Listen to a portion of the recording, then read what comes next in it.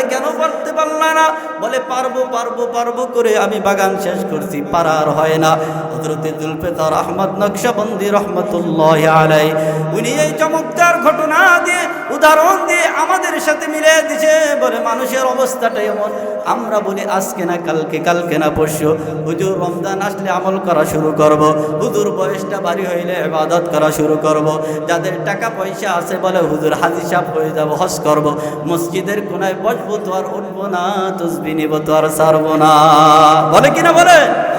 এমন করতে করতে করতে করতে সময় শেষ। হঠাৎ করে একদিন মালাকুল মউত আমার আপনার সামনে হাজির, আমার আপনার সামনে মালাকুল মউত হাজির। তখন এই বান্দা ডাক দিয়ে বলে, আল্লাহ নেকের কাজ তো করতে পারলাম না, আয় আল্লাহ জিন্দেগিতে অনেক গুনাহ করেছি, ক্ষমা তো চাইতে পারলাম না। আল্লাহ তাআলা বলবে, কেন রে বান্দা, কেন তুমি পারলা না? তোমাকে কি আমি সময় দেই নাই? এ বান্দা তোমাকে কি আমি সুযোগ দেই নাই? কেন তুমি সময় চাইতেছো? বলে আল্লাহ একটু সময় দাও। বলে কি করবা সময় দিয়ে? বলে ফাআসাদদাকু ওয়া আকুম মিনাস সালিহিন। বলে আল্লাহ একটু নেককারদের অন্তর্ভুক্ত হব, একটু ভালো কাজ করব। আল্লাহ অনেক সম্পদ অর্জন করেছি কিন্তু দান করার সুযোগ পাই নাই, আয় আল্লাহ যদি একটু সময় দাও, আমার সম্পদ তোমাকে তোমার রাস্তায় দান করব। আল্লাহ তাআলা তখন ডাক দিয়ে বলে, গোলাম বলো আমি কি তোমাকে সময় কি দেই নাই? এ গোলাম কত সময় সুযোগ আমি আল্লাহ তাআলা তোমাকে দিয়েছি বলো। এ বান্দা ফজরের সময় আমি আল্লাহ তাআলা তোমাকে ডাকছি, মসজিদের মুয়াজ্জিন তোমাকে ডাকছে, হাইয়া আলাস সালাহ হাইয়া আলাল ফালাহ, এসো নামাজের দিকে এসো, এসো কল্যাণের দিকে এসো। ফজরের সময় মুয়াজ্জিন তোমাকে ডাকছে, বান্দা তুমি আসো নাই। আমি আল্লাহ তাআলা আবার যোহরের সময় তোমাকে ডাকলাম, তুমি আসো নাই। আসরের সময় আবারও তোমাকে ডাকলাম, বান্দা তুমি আসো নাই। মাগরিবের সময় আবারও তোমাকে ডাকলাম, বান্দা তুমি আসো নাই। ইশারের সময় আবার তোমাকে ডাকলাম, তাও তুমি আসো নাই। এভাবে করতে করতে তোমার বয়স এখন 50, 60, 70, 80 বছর হয়ে গেছে। আল্লাহ বলেন, বান্দা সারা জীবন আসলা না, এখনো যদি আসো এখনো তোমার সুযোগ আছে। বলেন সুবহানাল্লাহ। আল্লাহ তাআলা বলেন, লা তাকনাতু মির রাহমাতিল্লাহ। আল্লাহ বলেন, বান্দা ভয় নাই, ভয় নাই, আমার রহমত থেকে বান্দা তুমি দূরে সরে যেও না। এ বান্দা 80 বছর বয়সেও আমি আল্লাহ তাআলা তোমাকে সুযোগ দিয়েছিলাম। আমি আল্লাহ তাআলা বলেছিলাম, বান্দা ভয় নাই, ইবাদত করতে পারো নাই, নামাজ পড়তে পারো নাই, গুনাহগুলো ক্ষমা করতে পারো নাই। বান্দা 80 বছর বয়সেও যদি আমি আল্লাহকে যদি আল্লাহ বলে ডাক দাও, খাটি দিলে যদি তওবা করে যদি আমার কাছে যদি তওবা করো, আল্লাহ তাআলা বলেন, বান্দা আমি আল্লাহ তাআলা ঘোষণা করেছিলাম তোমার 80 বছরের গুনাহগুলোকে আমি আল্লাহ তাআলা মাফ করে দেব। বলেন না সুবহানাল্লাহ। আল্লাহ আল্লাহ क्या मुबारक नाम है, अल्लाह अल्लाह आशिकों का काम है। अल्लाह अल्लाह तू मेरा माबूद है, अल्लाह अल्लाह तू मेरा माशूक है। या इलाही मुझसे मुझको दूर कर, ताकि देखो मुझ में तुझको एक नजर। या इलाही तू मेरा गफ्फार है, या इलाही तू मेरा सत्तार है। क्षमा करार मालिक के जोरे बोलें, আর একটু জোরে বলেন, ক্ষমা করার মালিককে। ক্ষমা চাও ডুবে যদি পাপ দরিয়ায়,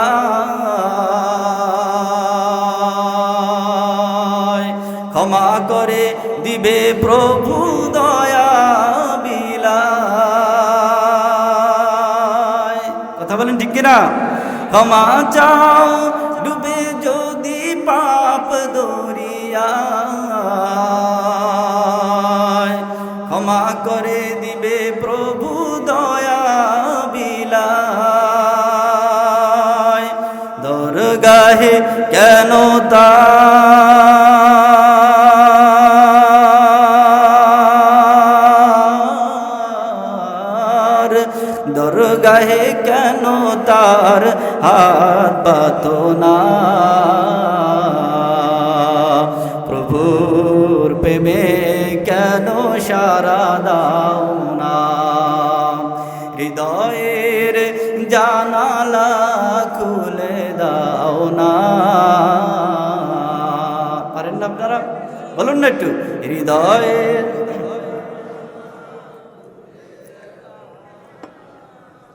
প্রভুর প্রেমে কেন সারা দাও না হৃদয়ের জানালা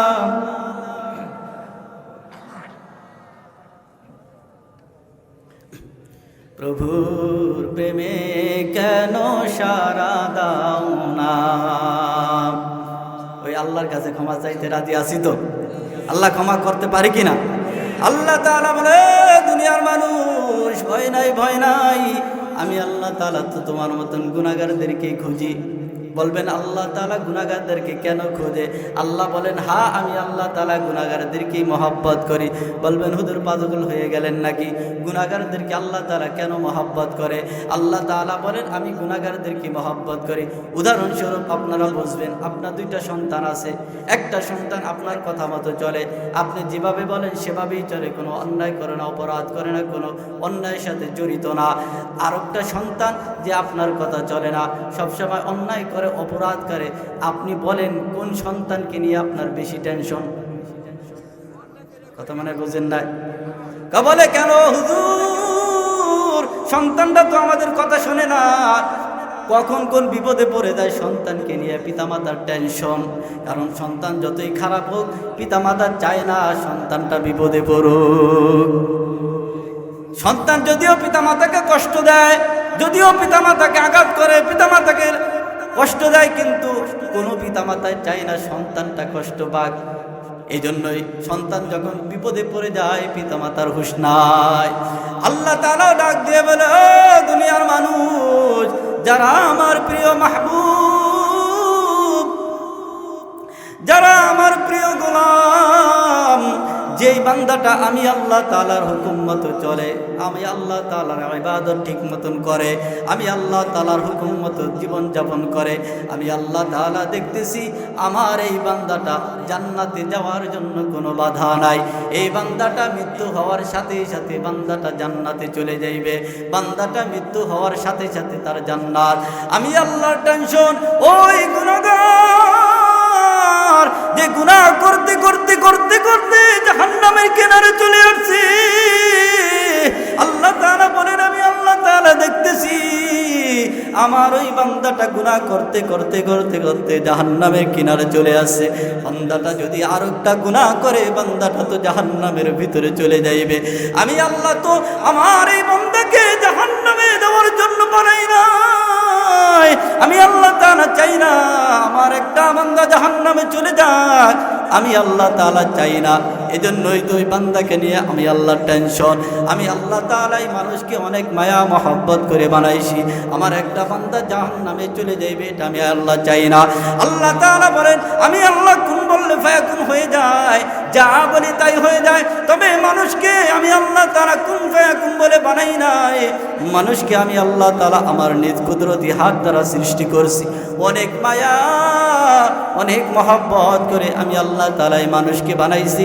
ওই জাহান্নামে দেওয়ার জন্য আমি আল্লাহ তাআলা বানাই নাই ও ভাই আল্লাহ তাআলা আমাদেরকে কতটা মহব্বত করে কতটা ভালোবাসে একটা উদাহরণ দিলে আপনারা বুঝবেন পয়গম্বর নূহ আলাইহিস সালাতু ওয়াস সালাম 950 বছর পর্যন্ত উম্মতকে দাওয়াত দিয়েছেন 950 বছরে মাত্র 40 জোড়া 80 জন মানুষ নবীর প্রতি ঈমান এনেছে ধর্ম গ্রহণ করেছে একবারে যে আল্লাহর নবী পয়গম্বর নূহ আলাইহিস সালাতু ওয়াস সালাম আল্লাহর কাছে বদদুয়া করে আল্লাহ এত বছর পর্যন্ত দাওয়াত দিলাম মাত্র এই কয়জন মানুষ ইসলাম ধর্ম গ্রহণ করলো আমার প্রতি ঈমান আপনার প্রতি ঈমান আনলো ওগো আল্লাহ বাকি যারা আছে তারা আর তোমার প্রতি ঈমান আনবে না অতএব তাদেরকে বাঁচায় রাখা লাভ নাই তাদেরকে তুমি মেরে ফেলো ঘটনা আপনারা সবাই জানেন মহাপ্লাবন দিয়ে আল্লাহ তাআলা সবাইকে মেরে ফেললেন আমি ইতিহাস বলতে চাইতেছি না শুধুমাত্র যেটা বুঝাইতে চাই সবাইকে যখন আল্লাহ তাআলা মেরে ফেললো শুধু ঈমানদারেরা বেঁচে আছে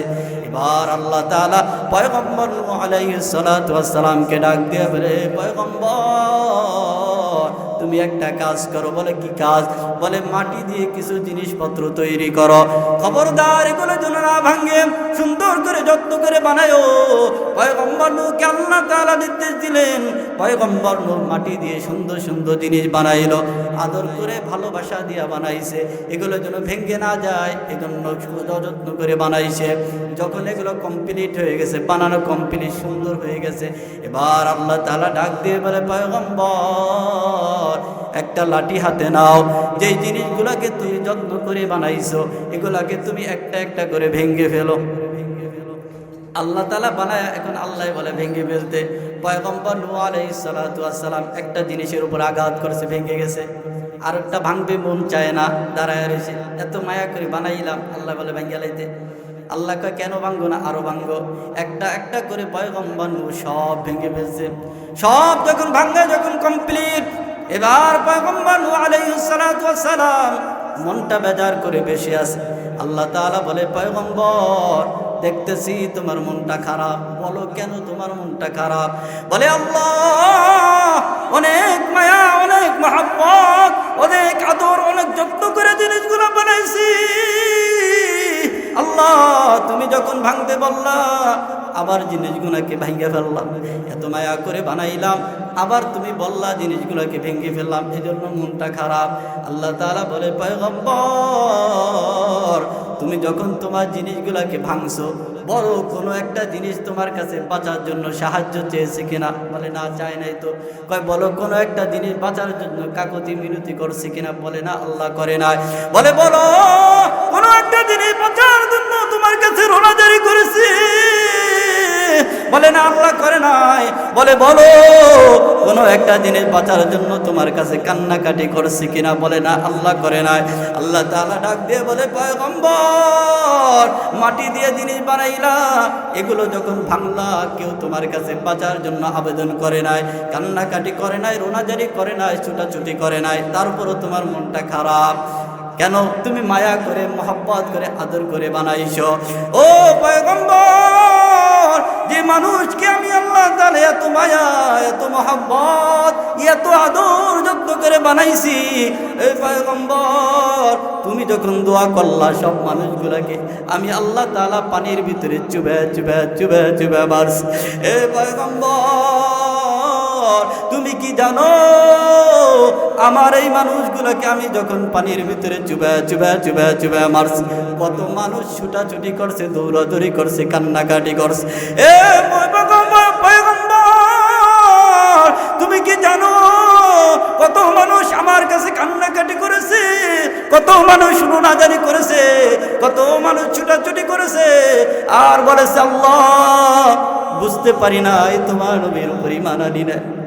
ওগো আল্লাহ, আমরা অন্যায় করে ফেলেছি, আমাদেরকে তুমি ক্ষমা করে দাও। আল্লাহ তাআলা বলেন, পয়গম্বর একটা মানুষকে আমি আল্লাহ তাআলা ক্ষমা করি নাই, প্রত্যেকটাকে আমি পানিতে চুবে চুবে চুবে চুবে মারছি। এই মানুষগুলোকে আমি আল্লাহ তাআলা এত মায়া, এত মহব্বত করে বানাইছি, এই মানুষগুলোকে যখন আমি পানিতে চুবে চুবে মারলাম, ও পয়গম্বর তুমি কি মনে করো আমার মনটা খারাপ হয় না? মাটি দিয়া জিনিস বানাইলে যদি, এগুলো ভাঙলে যদি তোমার মন খারাপ হইতে পারে, যে মানুষকে আমি মায়া করে বানাইছি, এদেরকে মারলে কি আমার মনটা কি খারাপ হয় না?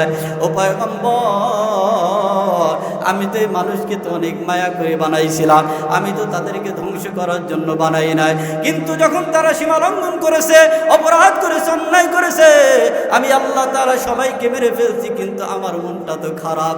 আমি চাই না আমার একটা বান্দা জাহান্নামে চলে যাক। আমি মানুষকে কত ভালোবাসি জানো? একটা পিতা মাতা তার সন্তানকে যত মহব্বত করে, আল্লাহ তাআলা বলেন তার থেকে 100 কোটি বেশি আমি মানুষকে মহব্বত করি। বলেন না সুবহানাল্লাহ।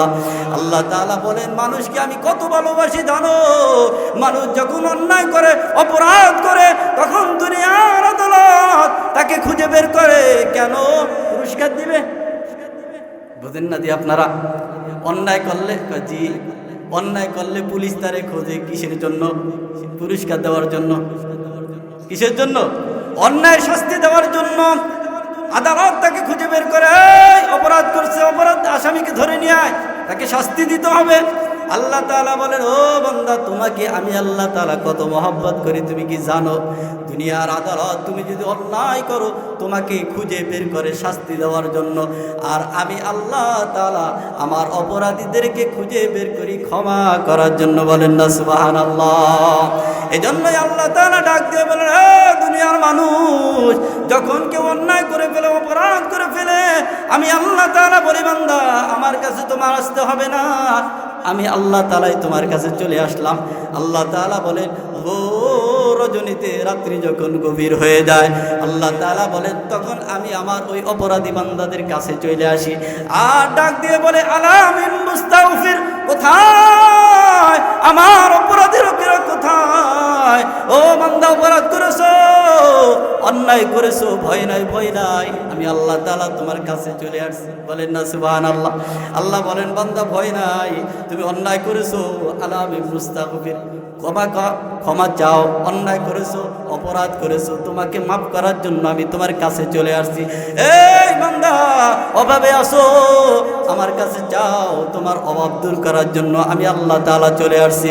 আল্লাহ তাআলা বলেন, ওই ভোর রজনীতে আমি আল্লাহ তাআলা এভাবে শুধু ডাকতে থাকি, কোথায় আমার ঋণগ্রস্ত লোকেরা, কোথায় আমার অভাবী লোকেরা, কোথায় কোথায় আমার অপরাধী লোকেরা, কোথায়? আমি আল্লাহর কাছে দাঁড়িয়ে যাও, দুই ফোঁটা চোখের পানি ছেড়ে দিয়ে আমি আল্লাহর কাছে যাও। আল্লাহ তাআলা বলেন, বান্দা ওই মুহূর্তে ওই আমার ডাকে সাড়া দিয়ে ভোর রজনী, গভীর রজনী, রাত্রি যখন গভীর হয়ে যায়, শীতের দিন, বান্দা তখন আরামের ঘুমকে হারাম করে দিয়ে বান্দা ঠান্ডা পানি দিয়ে উজু করে আল্লাহর কুদরতি কদম মোবারক দুইটা সেজদা দেয়, আর দুই ফোঁটা চোখের পানি ছেড়ে দিয়ে যদি কোনো বান্দা আল্লাহকে বলে, আল্লাহ অপরাধ করে ফেলেছে, রব্বানা যালামনা আনফুসানা ওয়া ইল্লাম তাগফির লানা ওয়া তারহামনা লানাকুনান্না মিনাল খাসিরিন। আল্লাহ তাআলা বলে, ও আমার অপরাধী, অপরাধ করে যখন দুই ফোঁটা চোখের পানি ছেড়ে দিয়ে যদি বলে, আল্লাহ অন্যায় করেছি, নিজের অপরাধ করে জুলুম করে ফেলেছি, অপরাধ করে ফেলেছি, আল্লাহ আর অন্যায় করব না, আর অপরাধ করব না। আল্লাহ তাআলা কোরআনের আয়াতে বলতেছেন, ফামান তাবা মিন বাদি যুলমিহি ওয়া আসলাহা ফাইন্নাল্লাহা ইয়াতুবু আলাইহি। আল্লাহ তাআলা বলেন, আমার বান্দা যখন অন্যায় করে, যখন নিজেকে সংশোধন করে নেয়, ওই অন্যায়ের জন্য যখন তওবা করে নেয়, আল্লাহ তাআলা বলেন, আমি তার শত কোটি অন্যায় থাকলো, গুনাহ থাকলো, আমি আল্লাহ তাআলা তার গুনাহগুলোকে ক্ষমা করে দিয়ে গুনাহগুলোকে নেকি দ্বারা পরিবর্তন করে দেই। বলেন না সুবহানাল্লাহ। আতিনা ফি দার দুনিয়ানা হাসান, আতিনা ফি দারে উকবানা হাসান, ইয়া গিয়াসাল মুস্তাগীসিন আহদিনা নাফতিখারা বিল উলুমি ওয়াল গিনা। হর গরিবে नेकते तैयार है, जो ना मांगे उससे तू बेदार है। ক্ষমা করার মালিক কে? জোরে বলেন। আমার আল্লাহ তাআলা কি বলেন? রহমান। বলেন রহমান। আল্লাহ তাআলা কি বলেন? গফফার। আল্লাহ কি বলেন না একটু? আল্লাহ তুমি দয়ার সাগর, আল্লাহ তুমি দয়ার সাগর, রহমানুর রহিম, তোমার দয়ায় পূর্ণ আমার। বলেন না একটু মুখ খুলে? তোমার দয়ায় পূর্ণ আমার সারা নিশিদিন। তুমি মিটাও সকল চাওয়া, দুদিন আগে পরে তোমার কাছে সকল পাওয়া, সবই তোমার তরে। কথা বলেন ঠিক কিনা? তুমি মিটাও সকল চাওয়া, দুদিন আগে পরে তোমার কাছে সকল পাওয়া, সবই তোমার তরে।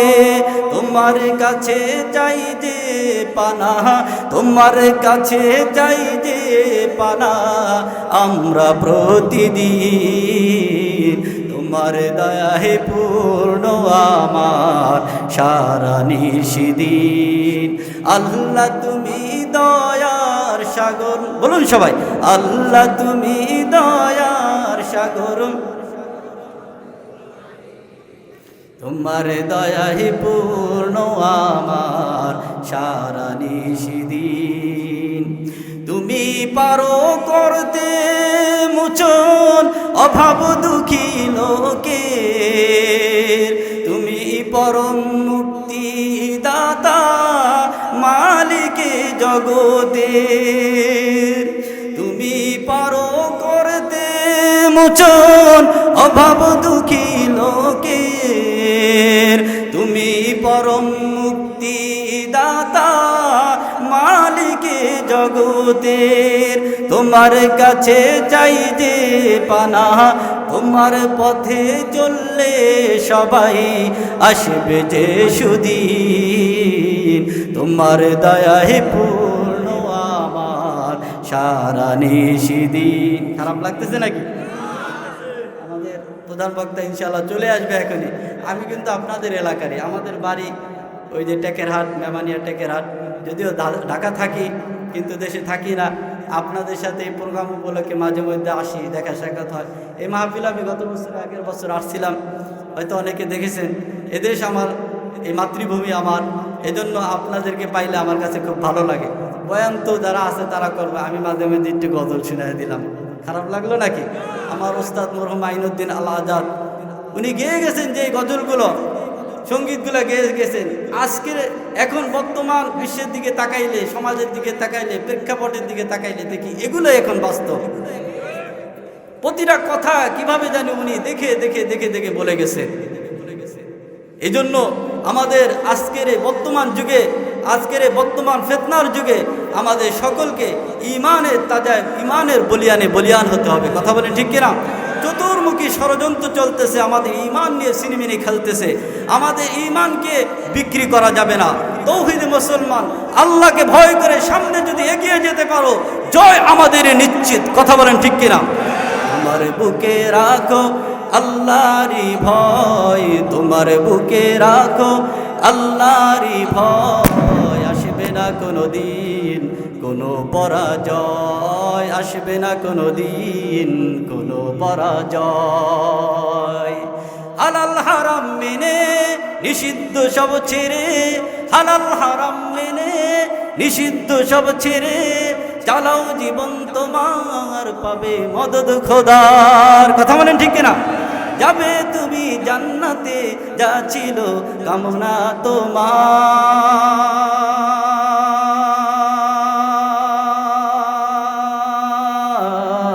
তোমার বুকে রাখো, তোমার বুকে রাখো আল্লাহরই ভয়। আসবে না কোনো দিন কোনো পরাজয়, আসবে না কোনো দিন কোনো পরাজয়। মুসলমান হারতে জানে না। আজকে দেখেন, আজকে সেই মুসলমানদেরই জয় হইতেছে। কথা বলেন ঠিক কিনা? আজকে সে দামেস্কে, সিরিয়া জয় হয়েছে। মুসলমান হারতে জানে না। পৃথিবীর মানচিত্রের ভিতরে এক সময় সব মুছে যাবে, শুধুমাত্র মুসলমান থাকবে, ইসলামী থাকবে ইনশাআল্লাহ। কারণ কোরআন সংবিধান, এই কোরআন নিয়ে বাঁচবো, কোরআন নিয়ে মরবো। এই জন্য আজকের মাহফিল থেকে আমরা ইনশাআল্লাহ ওয়াদা করে যাব, এই ময়দান থেকে আমরা আখিরি মুনাজাত দিয়ে আমরা ইনশাআল্লাহ। কখন আসবে? চলবে আর কিছুক্ষণ? হুজুর আসতেছে ইনশাআল্লাহ। হুজুর আসলে আমার বয়ান শেষ। হুজুর অত্যন্ত চমৎকার আলোচনা করেন। হুজুর আমার অত্যন্ত মহব্বতের মাওলানা সুলাইমান সিদ্দিকী সাহেব কুয়াকাটা হুজুরের কণ্ঠে চমৎকার আলোচনা করেন।